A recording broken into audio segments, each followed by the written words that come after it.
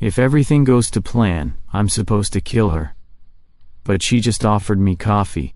The underground parking lot smelled like oil and concrete and silence. Security cameras blinked overhead like indifferent gods. I stood by the car, sleek, black and anonymous, with a calm in my ear and a mission in my blood. "You're in position," came the voice through the earpiece. Calm, cold. The voice of my handler. "She'll exit in 30 seconds. Maintain cover, observe. If there's any sign of deviation—" "I know," I muttered. "No hesitation, Leon." I didn't answer. He didn't expect me to. I was trained for this. Born into it, if you believed in that sort of thing. An obedient asset in a tailored suit. But I wasn't prepared for her. She didn't walk out like a target. She walked like she owned the air around her. Tall posture, unbothered. A leather-bound tablet under her arm and her hair twisted into something functional and sharp. She wore a navy coat that didn't look warm enough for the wind outside. But she didn't flinch. She saw me immediately. Not just looked in my direction. Saw me. Most people don't do that. "Leon?" she asked. I gave a short nod. Didn't speak. I didn't need to. "Good. Let's go. I hate driving in silence." She slid into the back seat before I could open the door for her. I caught a glimpse of her expression in the rearview mirror. Calm. A little tired, but not guarded. Not scared. Not princessy. I got in and started the engine. "Client is in vehicle," I said quietly into the comm. "En route. Copy. Monitor vitals. Watch for signs." "Signs of what? That she's the harbinger of some internal coup? That she's unstable? That she's aware she's being watched?" Because so far, she was none of that. "Do you always drive this stiffly?" she asked after a few minutes. My hands tightened slightly on the wheel. "I'm not here to make conversation." "Right, just a driver," she said. Her voice wasn't sarcastic. If anything, it was amused. A silence settled, but it wasn't tense. It was more like she was giving me space to exist, and that was strange. No one does that to a driver. I stole a glance at the mirror. She looked out the window now, watching the city blur by. Her expression had softened, the edge still there but wrapped in something human. Objects don't smile, I thought, but she did.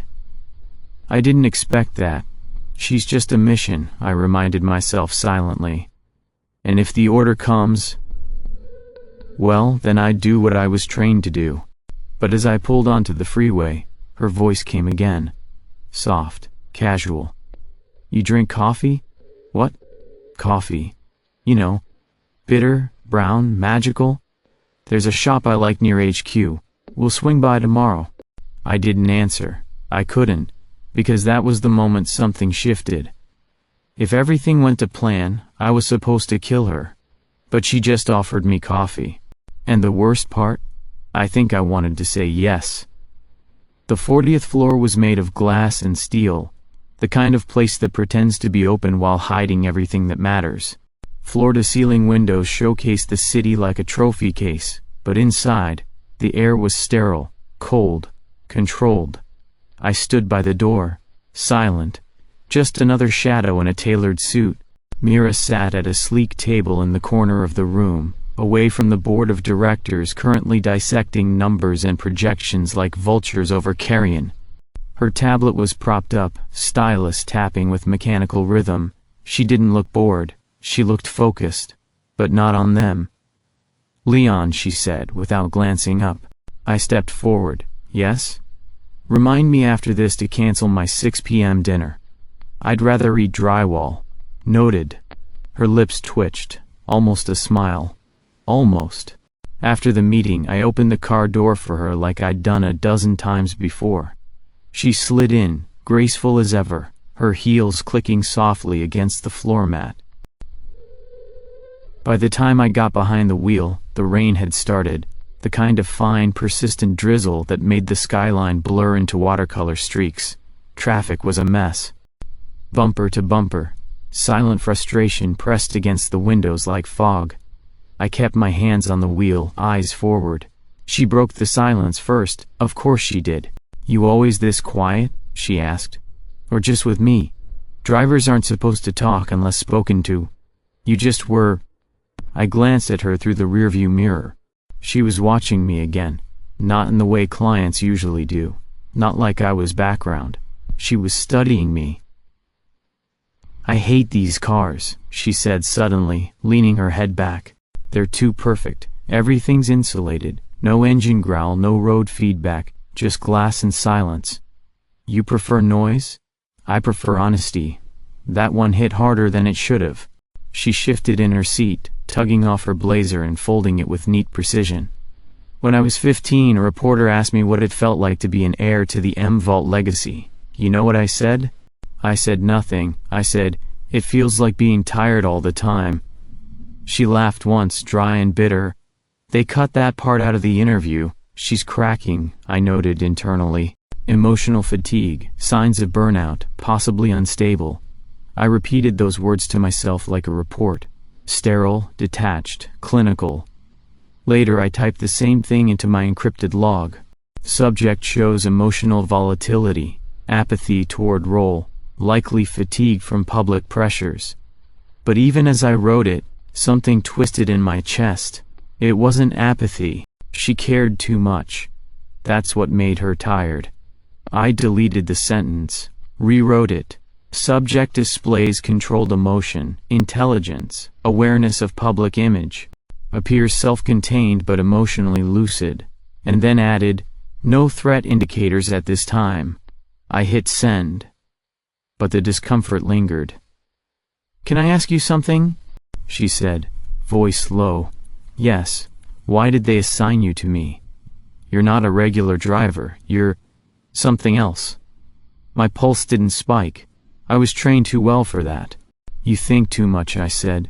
Good.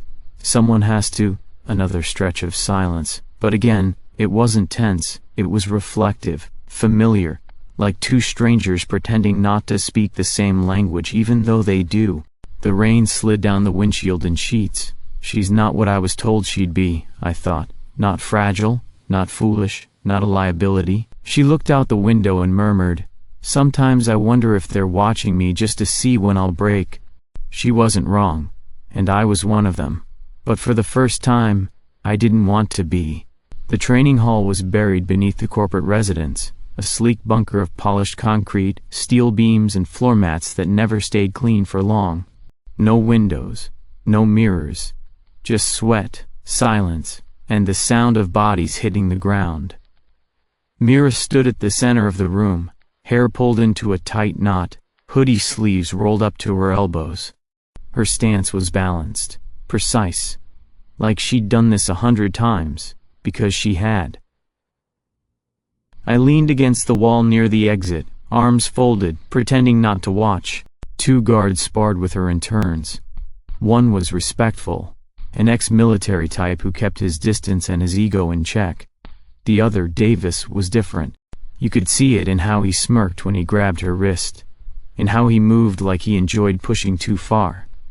He wasn't a shifter, just a man with too much muscle and not enough conscience. Come on, princess, he said as she circled him. Let's see what daddy's money taught you. Mira didn't rise to the bait. She stepped in, clean and sharp, aimed a blow to his ribs. He caught it and twisted her around. Not part of the drill. Not safe. Her shoulder hit the mat hard. The sound cracked through me like a whip. I moved before I realized I had. Not far, just 1 step forward, but my fingers curled, joints strained. There it was, the pull.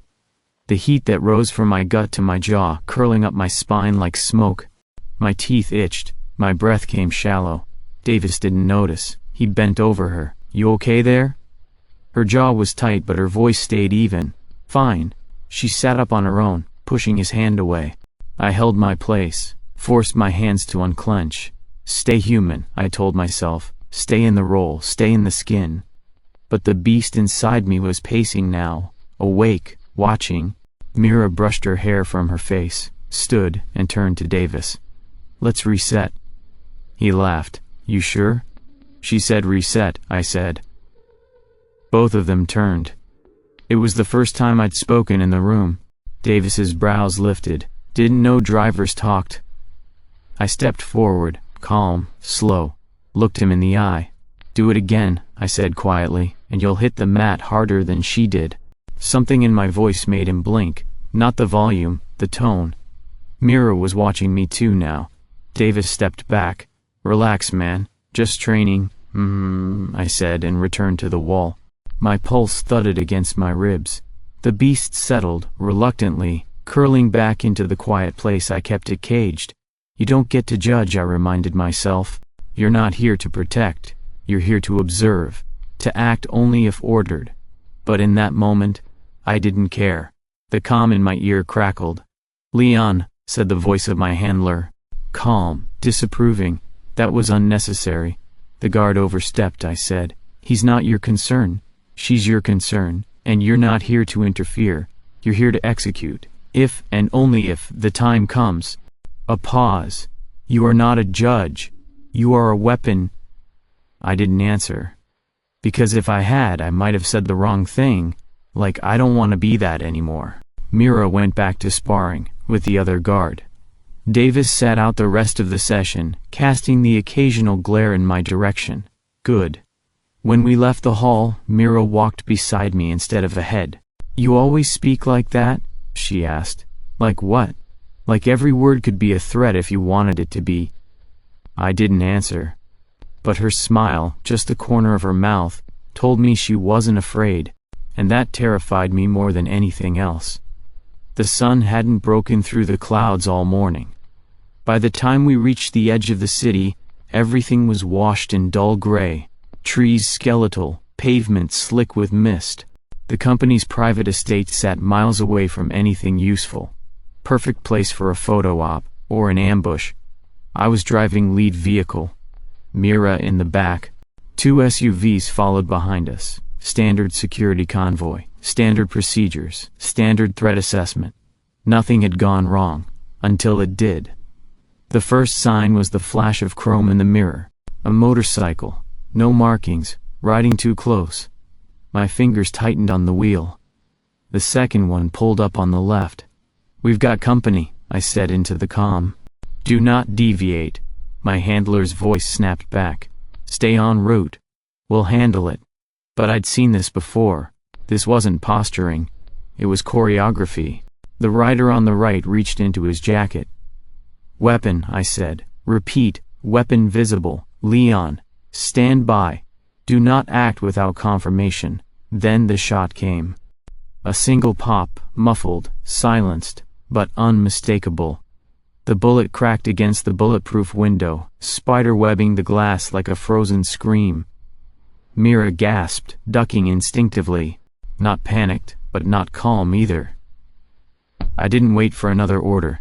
Screw confirmation. I swerved off the road, tires skidding, rubber burning. We hit gravel, then dirt. A forest trail not meant for motorcades. Branches scraped the windshield. One of the bikes followed. The other lagged, caught behind the turning convoy. Hold on, I said. Mira braced herself without a word. The forest swallowed us fast, narrow path, barely wide enough for the car. But I knew how to make things fit. The rider behind us was gaining, too fast. He had a pistol now. Window down, he'd aim for the driver. I slammed the brakes. The sudden stop launched the bike forward, too fast to correct. He veered, just in time to catch the edge of the bumper. Metal on metal. His bike flipped, body crashing into underbrush. Silence. Breathing hard, I reversed. Slowly, eyes scanning. The second rider never followed. Coward, or distraction? Mira was shaking, not crying, not screaming, just shaking. I killed the engine. Stay in the car, I said, stepping out. Leaves crunched underfoot. My boots moved on instinct. The rider was still alive, groaning. Broken, but not dead. His weapon had landed a few feet away. I kicked it farther, then knelt. Who sent you? I asked. He spat blood, said nothing. I stared him down, let a flicker of gold into my eyes. Just enough to remind him I wasn't human. He looked away. Coward, confirmed. I stood and returned to the car. Mira sat stiffly, arms wrapped around herself, eyes locked on the fractured window. I didn't speak at first. Just turned the key and backed us onto the main road. One of the SUVs had caught up, the other was dealing with the cleanup. "Are you hurt?" I asked. She shook her head. "No." I glanced at her. "You're trembling." She looked at me then. Really looked. "I'm allowed to tremble," she said. "I'm not made of stone, understood?" Silence. Then, after a breath, "You didn't wait for orders." I gripped the wheel tighter. "No, why?" "Because if I had, she'd be dead." Because the sound of her breath catching when the bullet hit the glass felt louder than the gunshot itself. Because instinct screamed louder than protocol ever could. But I just said, it was the right call. She didn't respond right away. The forest gave way to road again. City signs reappeared. The convoy was regrouping behind us. Then she said, "Are you okay?" I blinked. "What?" "You asked if I was. I'm asking back. Are you okay?" I stared ahead. No one had ever asked me that before. "No," I said. "But I will be." She nodded and went quiet again. But something had changed. We both felt it. And somewhere far away, in a room I couldn't see, I knew my handler was screaming into a headset. Too late. The breach had already happened. It was Mira's idea.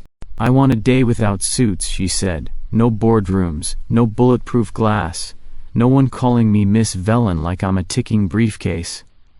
I raised an eyebrow. "That's not in the schedule." "Then consider it sabotage," she said, already reaching for the door. "Come on, driver. You can veto it later." 10 minutes later, we were parked near the riverfront, in front of a food stall with plastic chairs, dented tables, and a handwritten menu that hadn't been changed in years. Steam rose from the pots in curls, scented with garlic and something fried. It was normal. Too normal.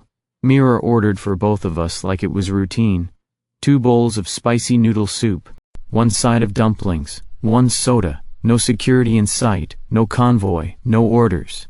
We sat outside under a red canopy that flapped gently in the breeze. Boats drifted lazily across the muddy river. The city's skyline glittered far behind us. Untouchable. "Eat," she said, sliding a bowl toward me. I hesitated. "It's not poisoned," she added. "Probably." I gave her a look. She just grinned. I took a bite.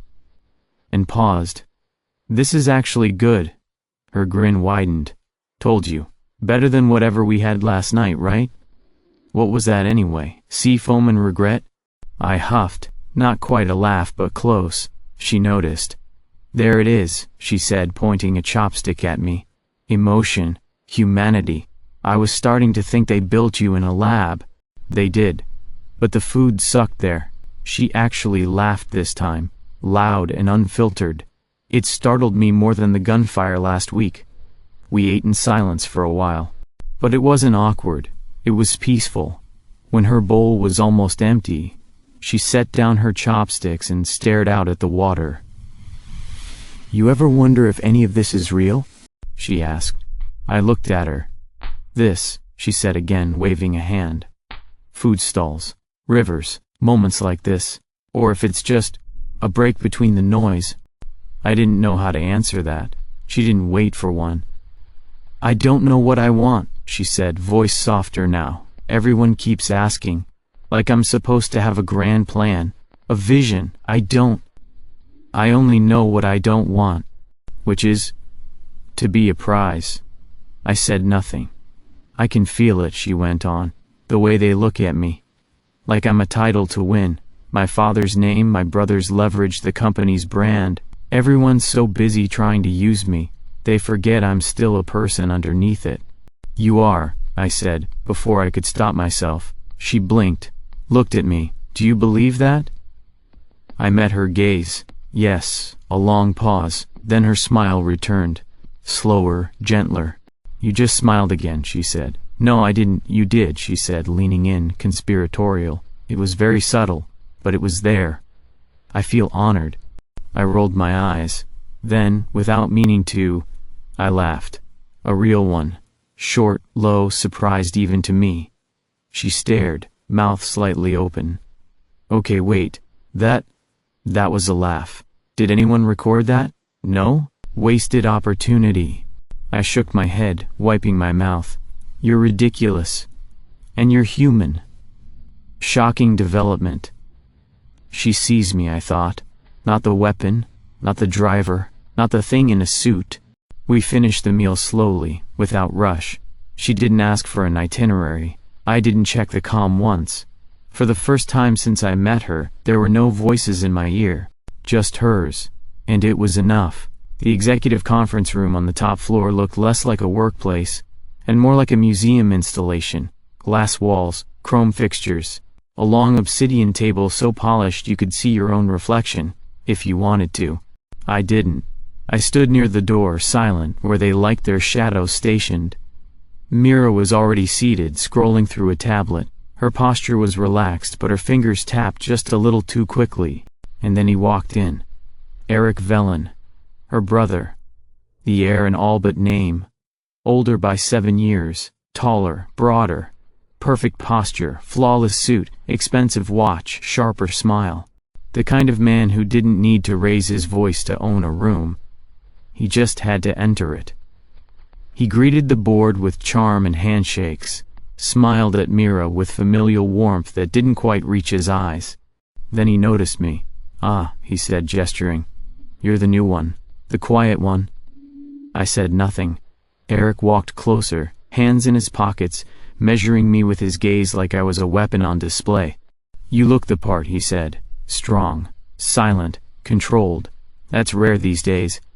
Everyone wants to talk. He glanced over his shoulder. Unlike some people, Mira didn't respond, didn't even blink. Her silence was sharper than any comeback. Eric smiled wider. He turned back to me. So, you like the job? I didn't answer. He stepped closer, not threatening, but not casual either, too calculated. You know what's funny about people like us, he said, voice low. Everyone else thinks they matter. The clients, the faces, but it's the ones in the background who decide how long someone stays standing. I said nothing. But I guess you already know that. Otherwise they wouldn't have picked you. His smile disappeared. If, and I do mean if, my sister ever makes things complicated, he said smoothly, I trust you'll remember why you're here. The temperature in the room dropped several degrees. I met his eyes. I'm here to protect her. He gave a dry laugh. Sure. Until protecting her means protecting something bigger. Legacy, balance, stability. You know the company's real chain of command. You're a smart guy. He straightened his cuffs. Just remember, the order still stands, no matter how charming she is, or how well she plays the human act. I didn't move, didn't speak, but inside something cracked. You're not her brother, I thought. You're a leash with a bloodline. The meeting began. Presentations, charts, buzzwords layered over power plays. Mira spoke once briefly, her voice calm. Eric interrupted her halfway through, not rudely, but enough to make it clear. Her place at the table was borrowed. I watched him, not as a bodyguard, as a predator watching another. He was polished, yes, smart certainly. But beneath the charm I could smell it, fear.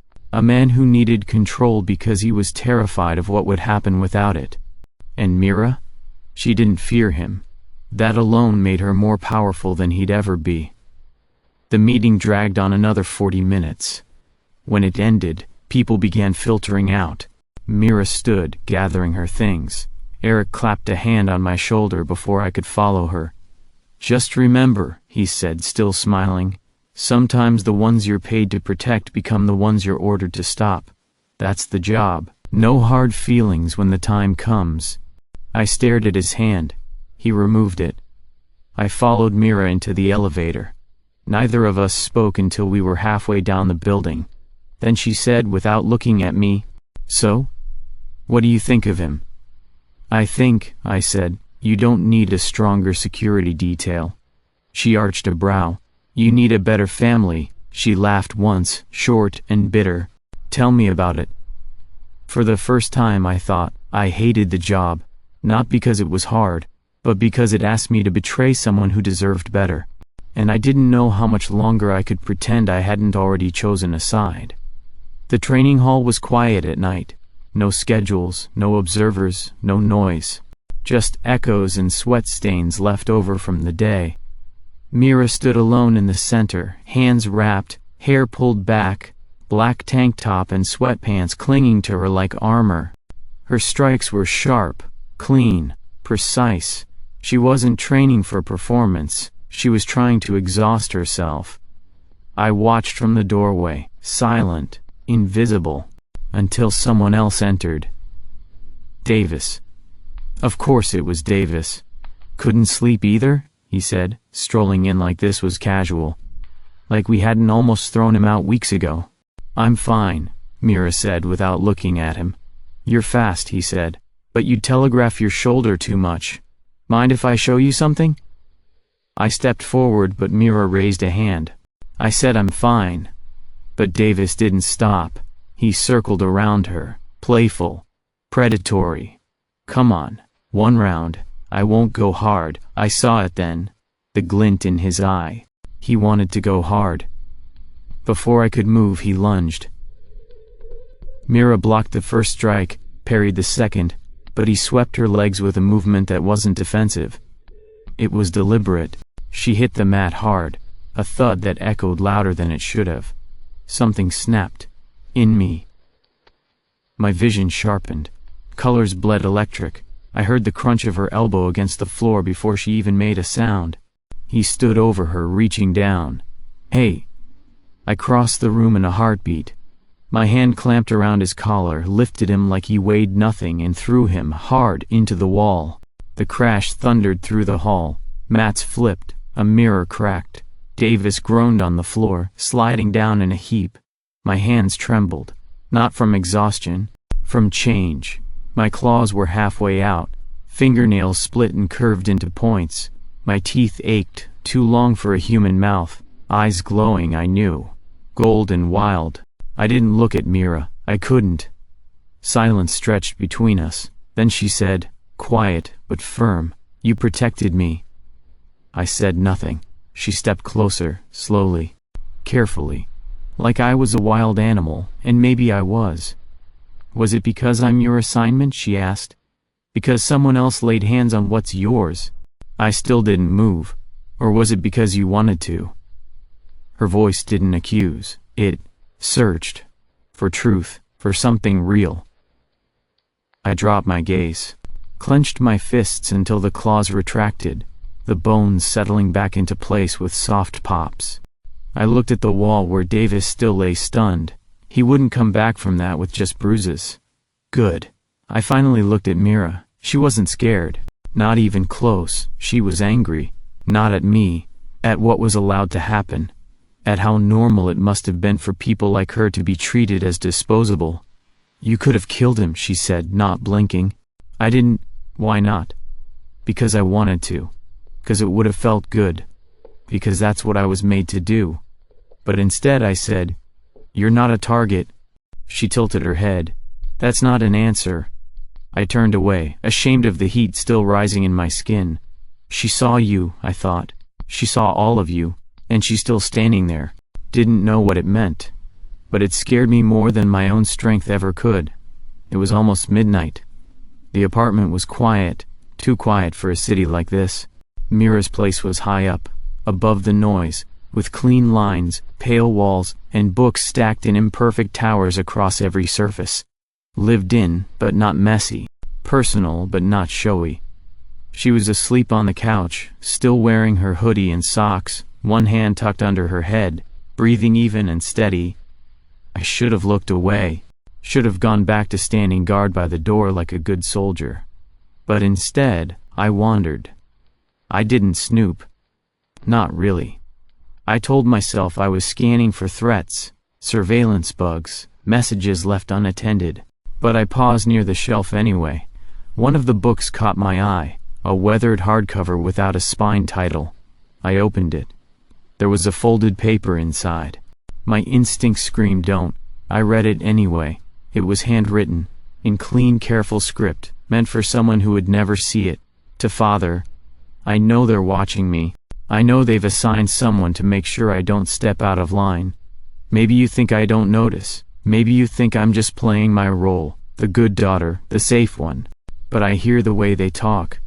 I see the reports that don't quite add up. So if something happens, if I disappear or die suddenly, or my name is wiped from your legacy, know this. I always knew. And if it has to be someone, let it be the one who at least looked me in the eye. Let it be someone who saw me as a person, not a pawn. That way, it won't be betrayal, just inevitability. Mira. I stared at the paper for a long time, not breathing, not blinking. She knew. She had known all along, that someone might come for her, that the people closest to her could turn cold with a single command. And still she smiled, ate street food, trained, laughed. Still she'd offered me coffee. She knew who I was, what I could be, and still she trusted me with silence. My hands trembled as I folded the letter and slid it back where I found it. Then I walked to the balcony. The night air was sharp, laced with rain and neon. I took the comm device from my ear, matte black, custom built, linked directly to my handler. It had never left my body since the day it was implanted. I pressed the release, the comm clicked, static hissed, the line opened. Leon, the voice came cool as ever. Status? I didn't answer. Leon, report. I stared into the dark. The lights of the city blurred below, people laughing, living, something I wasn't trained to do. Order revoked, I said flatly. What? I crushed the comm between my fingers. It sparked once, then died. No more orders, just silence, and Mira. Sleeping peacefully in the room behind me, still unaware that the man sent to end her life had just chosen finally to protect it. Not because he was told, but because he wanted to. The message came too late to ignore. No signature, no name. Just 4 words glowing on a burner phone screen I hadn't used in months. They're coming for you. I didn't need to ask who they were. I didn't need to ask why. I looked at Mira, asleep in the passenger seat as we rolled down a barely lit service road on the outskirts of the city. We'd left the apartment quietly. No security detail, no backup, just instinct. She trusted me enough not to ask questions. I trusted myself enough not to waste time on explanations. We reached the abandoned warehouse just before midnight. Rusted steel, broken windows, a roof that looked like it would collapse from a strong breeze. Perfect. Stay here, I told her, cutting the engine. Lock the doors, no matter what you hear. Mira gave me a long look. And what will I hear? I didn't answer, because I didn't know how loud death was supposed to be. I stepped inside. Dust swirled in the beam of my flashlight. The floor creaked like bones under pressure. Every sound echoed like a warning. And then, silence broke. A shadow detached itself from the far wall. He was taller than me, broader, covered in black tactical gear but not hiding what he was. A shifter, like me, but older, meaner, built for execution not survival. The company's favorite scalpel. His name was Ray's. You went soft, he said, voice low and rough. Should have known the moment you started writing incomplete reports. I burned the comm, I said. That's why I'm here. We didn't talk after that. We moved. He lunged first, faster than he looked. His claws caught my shoulder, tearing fabric and skin in one motion. I rolled, came up swinging, connected with his jaw, felt the bone give. But it didn't slow him. We fought in shadows and shattered glass. Concrete cracked under our weight. Every strike echoed through my bones. He was stronger, and for the first time, I realized I hadn't trained to kill anymore. I'd trained to protect, and it wasn't enough. He pinned me against a pillar, elbow to my throat, claws digging in. You think she's different? He growled. They're all assets, replaceable. So are you. I couldn't breathe, couldn't fight, and then, headlights exploded through the wall of the warehouse. A roaring engine, the sound of tires shrieking, and then impact. The car, my car, slammed into Ray's from the side, hurling him across the room in a shower of metal and dust. I collapsed, coughing, sucking in air. The door of the car flung open. Mira stepped out, face pale, hands shaking, but standing. "You told me to stay in the car," she said. "You didn't say I couldn't drive it." I blinked, coughed, then laughed, short, painful, surprised. She helped me up. I staggered, leaning against her more than I wanted to. "You came back," I said. "Obviously." Behind us, Ray's stirred. But he didn't rise. He wouldn't be walking again soon. We made it to the car. Once inside, Mira slammed the door and locked it. Her hands were still on the wheel, white-knuckled. "You're bleeding," she said. "I've bled worse." Silence. Then she whispered, "You left them for me." I looked at her, met her eyes, and answered honestly. "I didn't leave them for you," I said. "I left me, the old me. The one who followed orders without thinking." She stared. I added, "I came back to myself. Because of you." The car was filled with silence again, but this time it wasn't fear, it was understanding. The hangar looked abandoned, long-forgotten shell of steel and concrete on the edge of the industrial district. But the lights were on when we arrived. That meant one thing: Eric was expecting us. He stood near the center, flanked by two guards who didn't bother hiding their weapons. His suit was perfect, his hair styled. He looked like he'd come to negotiate over dinner, not defend himself in a war zone. "Leon," he said smoothly. "Back from your little road trip, I see." Mira stepped out from behind me. Eric's eyes narrowed. "And you brought my sister. You always did like an audience," she said. Eric sighed.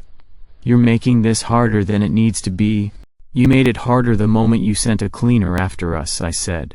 He tilted his head, mock confusion. "I have no idea what you're talking about." "Save it," Mira cut in. She held up a small data drive. "We have the logs, GPS traces, directive transcripts, Ray's orders signed by your assistant, all time-stamped." For the first time, Eric's mask cracked. Just slightly. "You're bluffing, you're cornered," she said. "And the council's already seen it," I added. "They're not impressed." Eric's jaw tightened. "I am the council." "You were," Mira said. "Now you're a liability." He didn't speak for a second. Then his eyes went cold. "You think you've won something?" he snapped. "You think exposing me changes anything? Power doesn't care about morality, it only respects control." He stepped forward. "I gave you your place, Mira. I shielded you. And you," he turned to me, voice sharp, "you were nothing. A tool, disposable. And you forgot that." I moved in front of her, slowly, deliberately. "I didn't forget," I said. "I just stopped accepting it." Eric pulled off his jacket. No more words. The fight started fast. He was stronger than I expected. Not just physically, but trained, focused. His strikes were precise. He'd been waiting for this. But I wasn't the same Leon he remembered. Not the shadow who followed orders. Not the blade someone else held. I dodged, blocked, countered. Took a hit to the ribs, returned one to his jaw. Blood smeared across his mouth, and he laughed. "You're still holding back." "No," I said. "I'm just not trying to kill you." That stunned him for a second too long. I grabbed his arm, twisted him down to the concrete, and pinned him with a knee to the chest. "You're not better than me," he snarled. I leaned in. "You lost," I said, voice steady. "Not because I'm stronger, but because I had a choice." His breath caught. "And you," I continued, "are still a slave to your hunger. To control, to power. You never had the strength to walk away from it." He looked up at me, furious, desperate, helpless. And maybe for the first time, afraid. I stood, didn't kick him, didn't strike again. Just turned away. Mira stepped forward and dropped the drive at his side. "For the record," she said, "I never needed your protection." Then we left him there, in the ruin he built, not because we were merciful, but because we were done. The new office wasn't fancy. Glass walls, mismatched chairs, half-unpacked boxes. A coffee machine that sputtered like it hated being awake. One window stuck halfway open, letting in traffic noise and the smell of rain. But it was ours. Mira sat on the edge of a desk, legs crossed, tablet in hand. Her hair was loose today. No suit, no pressure. Just Mira. Still sharp, still dangerous. But softer now. I stood by the window, arms folded, watching a pair of recruits sparring in the courtyard below. One of them, a young shifter with scars along his neck, moved like he expected to be hit for trying. I knew that look. I'd worn it. "You gonna brood all morning?" Mira asked without looking up. "Only until my second cup of coffee," she smirked. Still such a romantic. The recruits below stumbled, laughing. No one yelled at them. Progress. We hadn't built a corporation, we'd built something else. A space for people like me, like we used to be. Those caught in someone else's leash. Trained to obey before they were taught to think. Former mercenaries, ex-security assets. Contract wolves with nowhere to run. Now, they ran here. And stayed. "You thinking about the past again?"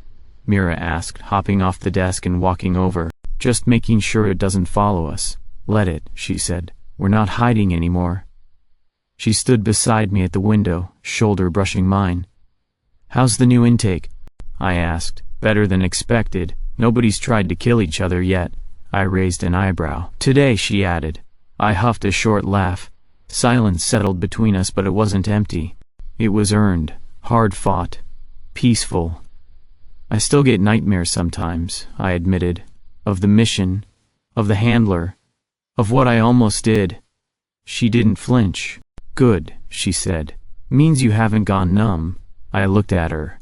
"You don't flinch much these days." She smiled. "You don't growl as much either." I thought about that. It was true. The beast inside me still lived there. Curled beneath the surface, ever present. It didn't roar. Because for the first time in my life, I wasn't being dragged by instinct. I was walking beside it. Choice. That was the difference. The front door buzzed. New recruits arriving. Paperwork still to be done. Equipment orders to sign. Chaos. Life. Mira looked up at me. "Are you still dangerous, Leon?" I tilted my head. "Only if I don't get coffee by 9. She laughed, and I smiled. For real. No tension behind it. Just a quiet moment of something close to peace. The beast in me stretched once, and went back to sleep.